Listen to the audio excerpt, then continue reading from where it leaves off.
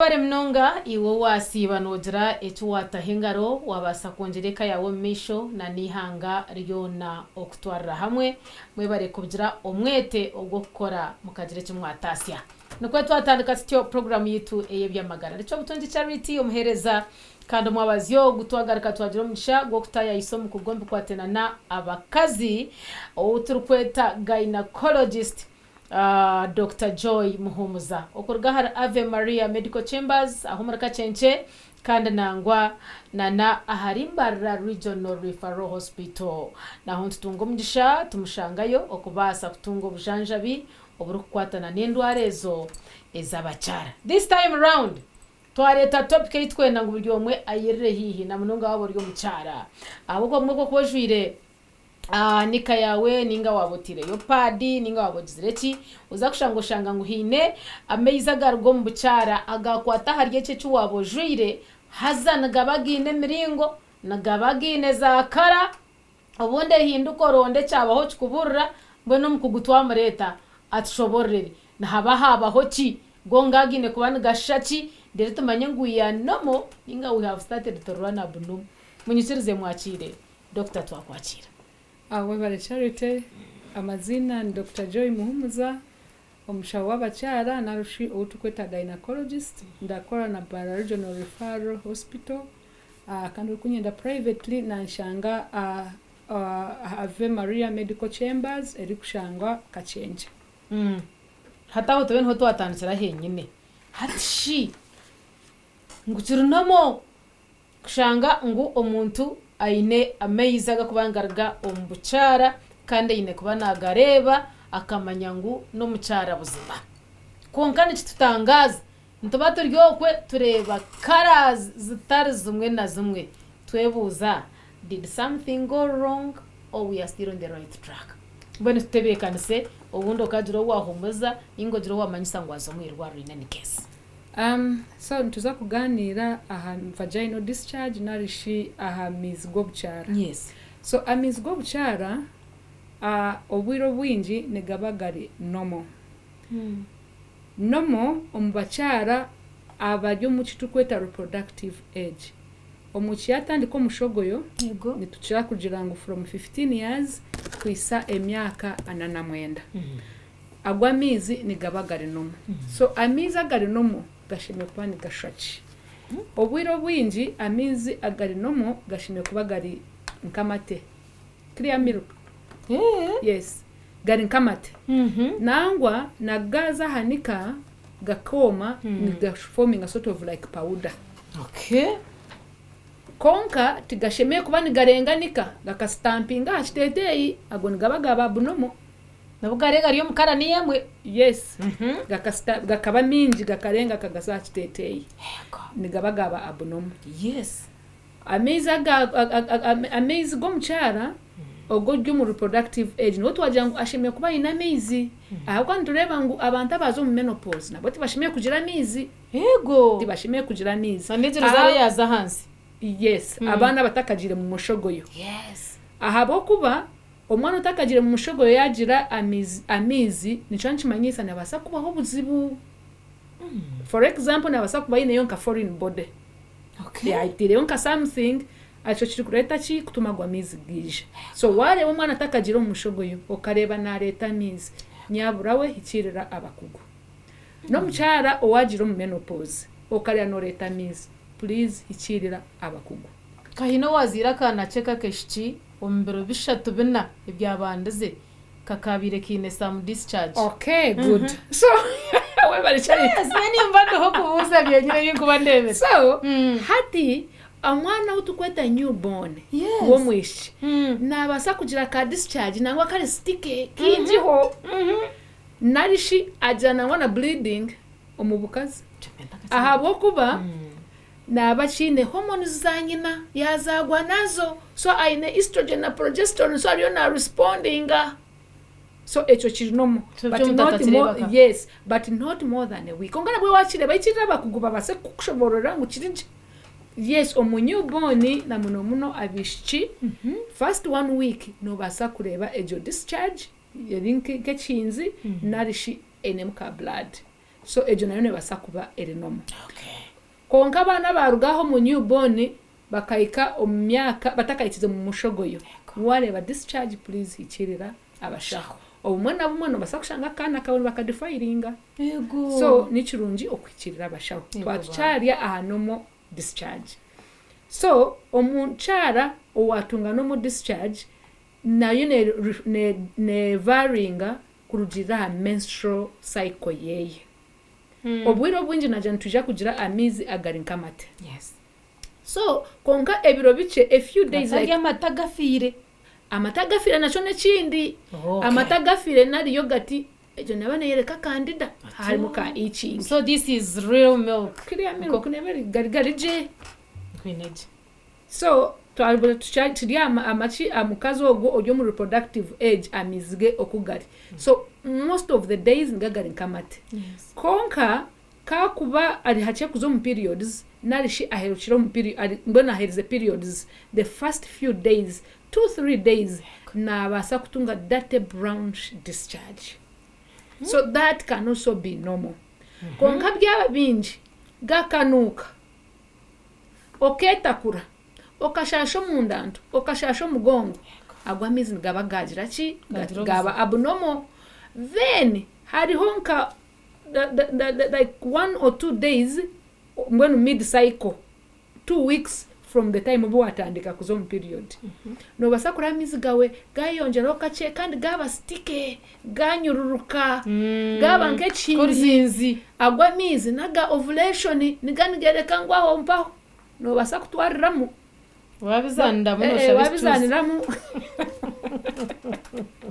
wabizaniramu no basakutwekwa. Of course omuchara yaba ari kwenda kwetegura mu kugirenda ati niyo tukujangu na timing obwirobwe. Then after agaba milk. So nchimanyisa yes ogarako no milk then towards periods 2 days before gaba bit darkish brown it is okay agon gaga normal. Konka wale baganuka gaba minji gakajubya empari gakazana hakiteteye cyo jire ago gaba abnormal. Gahinduka akara okashanga nguni ga green ningashinga nuke cyenyanja ningashigaba nko rufuzi agago nigabagaba abnormal. Yes so amizi agari abnormal nigabagara esgwechi nigabasa kuretwa infections ezikubasa kuba either like sexually transmitted infections. For example nkomuntu yagira enziku nari gonorrhea naza kugira amahira it will be pass. Okay agana go twagahurira gija nigabaga ry'amahira. Ondijo nabasa kugira amizi gabase kugira nko rufuro gagira rufuro wago kandi gakanuka kandi gakaba minji nabasa kuba ine infection itukweta trichomoniasis akoni kabasa kugumira things akugaruka mu things akwetegarisa. So amiza gona gaba abnormal gaba gine kigaresire ekindi ekinkaza other infections nkakaza chlamydia. Aza chlamydia jinimbi abo kwa 70% bakaja bonero 30% nuba kugira ki chlamydia ho twazo description yori nyankore nakakoko akubush akari kuleta umukwegita.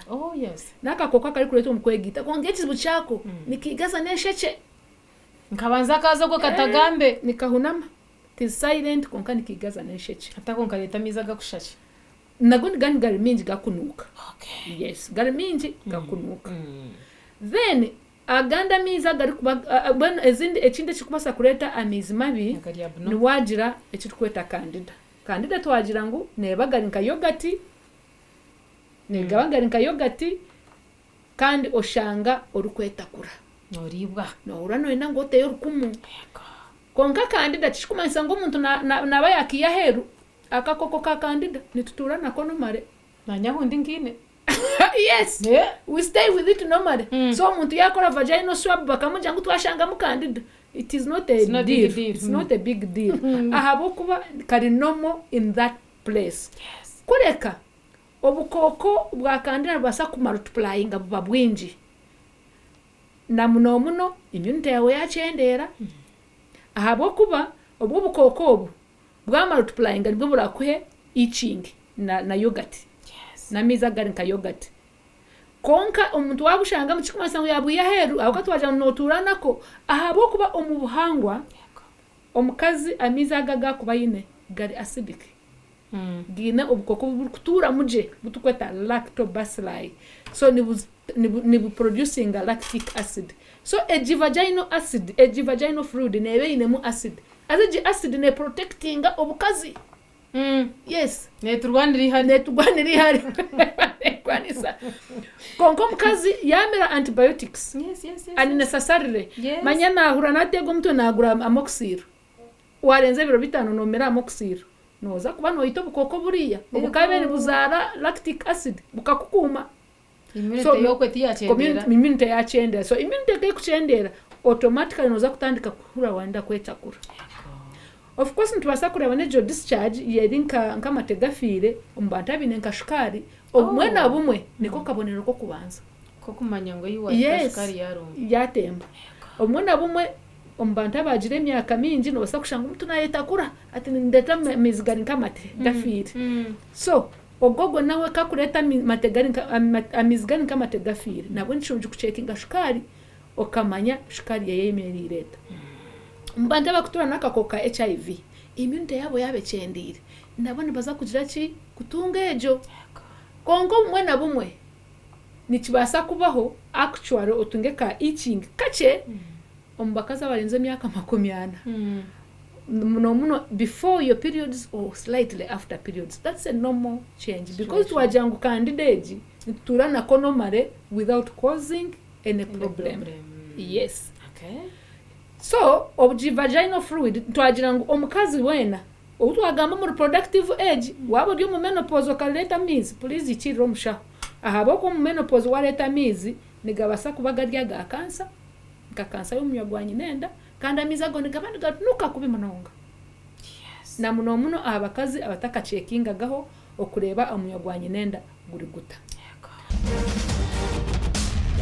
Obumwe na bumwe no basa kushanga nko mbana bagira mu foreign body kandi of course abana nabasa kuba nazana atayonke chimba kandi chimba chaza yes nikiza kureta changes zetamizi gakunuka. Yes. So washanga umwana we hino kwa kusmailinga please muhikiriza abashaho ba checking ataka bayine yochi foreign body. Sometimes omuntu nabasa kutunga nk'ekituri yaba nazara oshanga nkenkali netoroka neraba nkahi neraba mu bukazi oshanga nkali netoroka nezo mu bukazi hati nchwani chimayisa ngo hayine chikweta fistula. So nabana leta gwa mizi no naja ati ndeta mizi gari nkenkali so tabuza ga describing aje so sometimes oshanga umuntu ayine ka fistula nako kalkuleta enkali yako. Okay. So nari nyenda ngo nyetegereze ni nagashaki agarabe nagandetera nagira ntayibambe ntobona rebaga byasiskara ntaga tinkayemera ku marebero bibiri ninga bishatu shime kuba nagira mu irwaro nagaga formula iki nagaga drapasi nagaga yogurt like ninga emwe naina nibe mbigumiserize byenda ndwera yoko amizi go nagahinduka gaba nkamahira ganuka gahindura kara ahabo kuba washanga ntihaza muka blood kandi utakabire kuzo mu micwe kandi utari hihi kuzo mu micwe please hikirira abashaho washanga gaza mu rufurafuru washanga gariga green hikirira abashaho then sometimes agwaga yogurt no basa kushanga kari kace kunkutari ku ichinga aho taku ichinga you don't need to kwetaga kureba abashaho ahabo kuba ako ka yogurt nikakwereka ngo ka kandida kari mukinjiho so wotera rikirire uri stress free noza kushanga ako kayetwara kayetebekanisa konkaga gahindukaho please hikirira abashaho. So amazima garangu agarnomo gine kigara kunuka cyone agarnomo tigashimiye kubana ganuka it does not smell at all tigashimiye kubana ganuka washanga ni ganuka hari wenshonga hine binakubasa kuba ninkoresa omukurya na no kunywa ebyakubasa kundetera naguma omunomo ejeji hatine kinde cyakubasa kuba nikintahirira hati twagira ngo omubuhangwa no mubuhangwa naturally oba Not no necessarily kurya not kiringa necessarily kurya kiri uba kurya kukiriye Okay. mu buhangwa ruhanga kahanga obukazi yabuha lactobacilli kugira ngo karete ki ka producing acid eriya so nkimanyisa ngo obukazi nibutura bukumirwe bwaba bugizire ki bwaba bwenemu acid eriya aha konka no ko kurya antibiotics ko kurya emibazi ekito bukoko buriya nikibasa kutuma wagira ki wabwita rero cyatuma obukoko bundi bwakura obu bwakanira bukuturamu nabo bwayeyongera kukura okukira okubushemere kuba nibunanga. Okay. Then haro kuturu kugira ngo omuntu yananywa yogurt nikimuyamba konka tukugira ngo byo mwagenda ronde yogurt nga ebyo bya burijo so ejo lactobacilli neyo buhangwa dokuza kugira ngo kurye eki ninge eki nga kunywa eki ngukikuyambe kureka nitugira ngo omukyara yaba naye boneza yana naba areke kukozesa esabuni ezeziri medicated areke kutayenkumu Yego. ahabwo kuba omubuhangwa ruhanga kahanga hine ejo acid then in secretions ezo nitugira ngo vagina it auto cleans neyeyoza so keyoza oburofa nibwija kuzaha aheru so kubukwija bwaza aheru no basa kunaba namizi nakasabuni kachi akaka washing soap kokozo mubiri gwa Tarziriye kwaza rumwe mbazina nabuho. correct kandi otakata yenkuma akoko kutayenkuma first of all noza kwindro buhangwa kandi obasa kutayona bukoko wanota yenkuma. But I'm imagining doctor.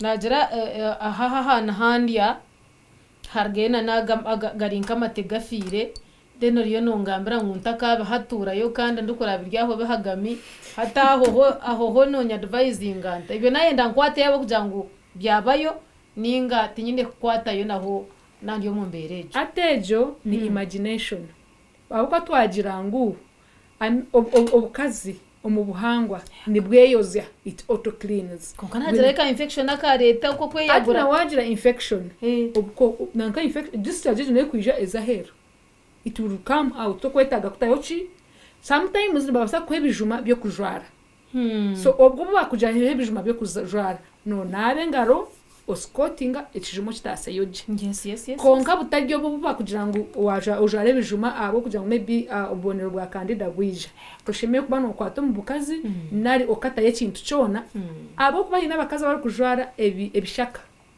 ngumawe ni bagenderera kugira mizi mu buhangwa wabanonywa jamizi okanywa litazawisha toza kugira mizi tokuza kwetaga kujwara ebishaka wanonywa mizi otine stress really noza kuba oryo mukazi atebenkina. Amina. Hati narindeba omuntu yabanaza omicwe emirundi ebiri omukwezi. Hati hariho bwiro wajangu notunga ekiturukweta date brown color ya meizaga. Hatogo wayatebekana sata na ija kutana sata kugira ngo ubundi hatazaho changes izakubasa kuba nizigwa omukiti echarumu compared to oria arukuza on period omurundi gumwe nyoka narebe date brown kara yagumizamu abo kugira ngo kwakuba yashanko wargamo hagaruka hije ndijo so naturally omukazi naza kuza omumicwe kuruga ebirabiri na kimwe kwisa ebirashatu na bitano it's a range yeah kandi most of the time tokuza kugira ngo buri kibanza ninzo mumicwe no washanga nozo omumicwe buri kibanza it is irregular really yes no hinduraho konge kitukweta menstrual cycle nikimanyisa okurgo bo watandika okuhikisa obweshagamente ijo yaija another time obu yatandika na echo nche tukweta menstrual cycle ejo period eshime kuri kutandika mu biro 21 kwisa 35 konga 90% of women nibaza mu bwanyuma ya 28 days so ntujangu abo bine 28 days cycle so nichubani chimanyisa ngo omuntu cyara owagira ngo nazo mu micwe kabiro mu kwezi yaba kiri regular nichani chimanyisa ngo aine a shorter cycle konka kiri normal because ati omucyara waza mu kajongo cycle yawe ne yabiro 21 nichani chimanyisa ngo waza mu kibanza bwanyuma y'ebiro waisa ebiro 22 noza kugarukamo and it is in 1 month so ati wanoza kuchibara as if nazamwe mirundi ebiri yet it is normal. So what is important omukazi ashime kunotinga obu yatandika period na next time always start so akaka date brown nikijo murundu gumwe ta days, just 1-2 days a first few days. Okay, nyina nagira ngo naza kureba date brown kara emirundi ebiri stiro mu kwezi kumwe byo byakurata date brown discharge at the beginning then azom periods then date brown discharge atunga miruke